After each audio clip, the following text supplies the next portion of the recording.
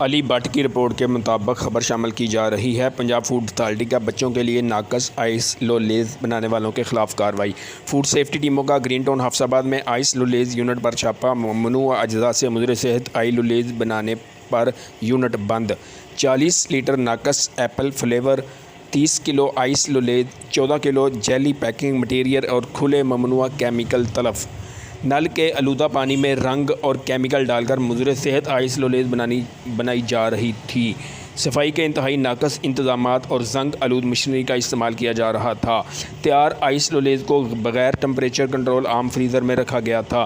Chemical کھلے رنگوں سے آئس لولیز بچوں کی صحت کے لیے انتہائی مضر صحت ہے۔ بچوں کے لیے مضر صحت اشیاء خوردونوش تیار کرنے والوں کے خلاف سخت کارروائی عمل میں لائی جائے گی۔